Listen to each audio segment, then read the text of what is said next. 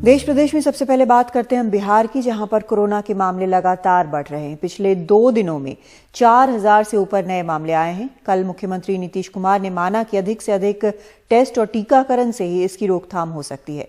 इस बीच देश के दूसरे राज्यों से बिहार अपने घर श्रमिक लौट रहे हैं जो रोजी रोटी के लिए परेशान हैं। दूसरी ओर अस्पतालों की हालत भी बदतर होती जा रही है। कल पहली बार बिहार में एक दिन में 6000 से ज्यादा मामले आए। फिलहाल बिहार में 29,000 से ज्यादा कोरोना के एक्टिव केस हैं। हम लोग का थोड़ा बहुत जो पैसा था 10 दिन खा के आया, और जो भी बचा कुछ था सोचा कि अगले साल जैसे इधर मरो नहीं, गांव चल देंगे। वो पैसा से टिकट कटा के हम लोग गांव आ गए। सोचे थे गांव गए, मुंबई गए कि कमाने के लिए गए, लेकिन उल्टा उधर कमाई नहीं हुआ, उल्टा फिर गांव आना पड़ा हम लोग को। काम बंद होने पर मुंबई से पटना लौटे ये मजदूर नाराज और निराश हैं। चिंता है कि अब खर्च कैसे चलेगा। लेकिन पटना के सरकारी अस्पतालों के बाहर मरीज पॉजिटिव रिपोर्ट लेके भर्ती होने का ऐसे इंतजार कर रहे हैं। टेस्ट करवाया गया तो डॉक्टर ने बताया कि हाँ टीबी का थोड़ा स्टार्टिंग है, दवा वगैरह चल रही है। भी लोगों ने कहा कि आप NMCH लेकर जाइए, तो NMCH यहाँ लेकर आए तो कोरोना जांच हुआ तो पॉजिटिव आया। निजी अस्पतालों के प्रबंधकों का अपना रोना है कि मरीजों की संख्या में उछाल के बाद ऑक्सीजन की कमी होने से उन्हें कोई उपाय नहीं दिख रहा। ऑक्सीजन खत्म होता जा रहा है, एग्जॉस्ट होता जा रहा है, और ऑक्सीजन सप्लाई की कहीं व्यवस्था ही नहीं है। तो वेंडर दे नहीं पा रहा है या नहीं, दे ही नहीं पा रहा है। ऑक्सीजन के बारे में है कि 5 गुना 6 गुना सप्लाई में से ज्यादा हो गया है डिमांड, जो कि गलत नहीं है क्योंकि ये विस्फोटक स्थिति है। आपको पता नहीं, मैंने मरीज लेना बंद कर दिया इस अस्पताल में क्योंकि ऑक्सीजन नहीं हमारे पास। शमशान में कोरोना से मौत के बाद लोगों के अंतिम संस्कार के लिए कतारें लगी हैं। वहीं मुख्यमंत्री नीतीश कुमार ने माना कि स्थिति गंभीर है। इसका टेस्ट ज़्यादा से ज़्यादा करवाना वही सबसे बड़ा उपाय है कि जितना हम लोगों ने टेस्ट बढ़ाना शुरू किया है उसी से पता चलेगा। अब तो 1 लाख से भी आगे बढ़ना शुरू हुआ है, आगे भी कराएंगे, नंबर 1। और दूसरा जो टीकाकरण, ये टीकाकरण भी मैक्सिमम हम लोग करवाते रहेंगे ताकि लोगों पर इसका असर कम से कम पड़े। क्योंकि सब लोगों को मालूम है कि अब शहरी इलाके में नहीं, अब कई जगहों पर रूरल इलाके में भी, ग्रामीण अंचल में भी शुरू हुआ है। तो सब लोगों को अलर्ट किया जा रहा है और जो भी जरूरी कदम है वो उठाया जा रहा है। अब जैसे बीमार लोग होंगे तो उनके लिए और ज़्यादा बेड हम लोग हॉस्पिटल्स में, और कुछ हॉस्पिटल्स को सीधे इसी के लिए केंद्रित कर रहे हैं। फिलहाल राज्य में ना वैक्सीन और ना अस्पताल में इलाज के लिए बेड पर्याप्त संख्या में हैं। कैमरामैन नागेंद्र तिवारी के साथ मनीष कुमार, NDTV इंडिया के लिए। देश के ग्रामीण इलाकों में कोरोना के बढ़ते मामलों के बीच स्वास्थ्य मंत्रालय की ताज़ा रूरल हेल्थ स्टैटिस्टिक्स रिपोर्ट ने खुलासा किया है कि ग्रामीण स्वास्थ्य केंद्रों में स्पेशलिस्ट डॉक्टरों की कमी 76.1% है।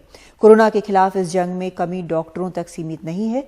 मध्य प्रदेश और उत्तर प्रदेश के पिछड़े जिलों में ऑक्सीजन और हॉस्पिटल बेड का संकट भी बढ़ता जा रहा है।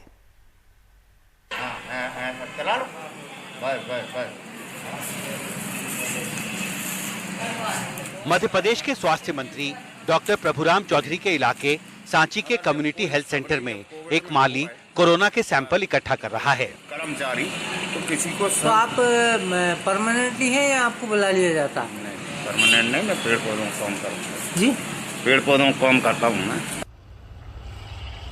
यही हाल उत्तर प्रदेश का भी है। बुलंदशहर से करीब 10 किलोमीटर दूर जटापुर सहकारी नगर उपकेंद्र में सालों से कोई डॉक्टर नहीं आया है। मजबूरन लोगों को शहर के जिला अस्पताल जाना पड़ता है। डॉक्टर कई साल से ना आ रहे, स्वास्थ्य केंद्र बना हुआ कई साल से है, मगर वो बैठते नहीं है। या तो गवर्नमेंट की कमी है या स्टाफ की कमी है जो बैठते नहीं है इसमें। और हम काफी परेशान है, जो हमें बुलंदशहर यहाँ से तकरीबन 10 किलोमीटर दूर जाना पड़ता। कब से यहाँ कोई डॉक्टर नहीं आया है? तकरीबन 2 साल हो गए। दरअसल ग्रामीण भारत का एक बड़ा इलाका डॉक्टरों की कमी के संकट से जूझ रहा है। स्वास्थ्य मंत्रालय की ताजा रिपोर्ट के मुताबिक कम्युनिटी हेल्थ सेंटरों में डॉक्टरों की कमी 76.1% है। ग्रामीण कम्युनिटी हेल्थ सेंटरों में सर्जन की कमी 78.9%, फिजिशियन की 78.2% और शिशु रोग विशेषज्ञों की कमी 78.2% है। कोरोना के खिलाफ इस जंग में कमी डॉक्टरों तक सीमित नहीं है। पिछड़े जिलों में ऑक्सीजन और हॉस्पिटल बेड का संकट भी बढ़ता जा रहा है। ऑक्सीजन की कमी से तड़पता मरीज। मध्य प्रदेश के नरसिंहपुर के एक स्वास्थ्य केंद्र की ये भयावह तस्वीर देश के पिछड़े जिलों में कोरोना के बढ़ते संकट की कहानी बयां करती है। ऑक्सीजन की कमी से ऑक्सीजन भी अवेलेबल नहीं था, बार बार बंद हो जाता था। वहाँ आईसीयू वार्ड की कितनी आवश्यकता थी, वो भी बेड खाली होने के बाद भी उन्हें शिफ्ट नहीं किया वहाँ। फिर हमने मिन्नत करने के बाद आईसीयू वार्ड में शिफ्ट किया। उसके बाद जिसने हमें जो सलाह दी, किसी ने बोला कि इंजेक्शन नहीं लगे इसलिए ऐसा कर रही हैं, तो हमने कोरोना के 700 रुपए के रेमडेसिविर के इंजेक्शन हमने कई हजारों में मंगाए। कई हजारों में मंगाने के बाद भी हमने डॉक्टर से कहा इंजेक्शन लगा दो। डॉक्टर ने इंजेक्शन नहीं लगाया, बोला जब किट पहनेंगे तब इंजेक्शन लगाएंगे। हमारी माँ जी तड़प रही थी, फिर भी कोई इंजेक्शन लगा। बोला शाम को जब किट पहनेंगे तब लगाएंगे। किट जब तक पहनी जब तक हमारी माँ जी ने अंतिम सांस दी। मामा जी से अनुरोध, हमारी माँ जी तो चली गई और लोगों की जान बचाने, किसी गरीब के साथ ऐसा ना करें।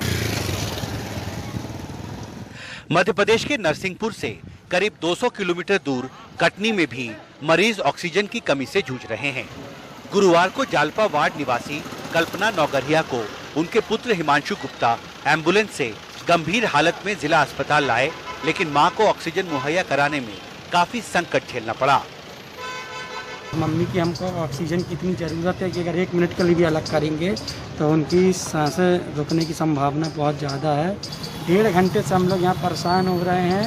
उनकी अब जान पे बनाई है। अब स्थिति ये लग रही है कि वो बचेंगी भी कि नहीं बचेंगी। जाहिर है डॉक्टरों और स्वास्थ्य संसाधनों की कमी का संकट पिछड़े इलाकों में गहराता जा रहा है। पहले से डॉक्टरों और जरूरी स्वास्थ्य संसाधनों की कमी से जूझ रही कम्युनिटी हेल्थ सेंटर्स की वजह से देश के ग्रामीण और पिछड़े इलाकों में कोरोना का संकट गहराता जा रहा है। जैसे ऐसे कोरोना के मरीजों की संख्या अप्रत्याशित तरीके से बढ़ती जा रही है, इस महामारी से निपटने की चुनौती भी बड़ी हो रही है और संकट भी। भोपाल से अनुराग द्वारी के साथ गाजियाबाद से हिमांशु शेखर, एनडीटीवी इंडिया।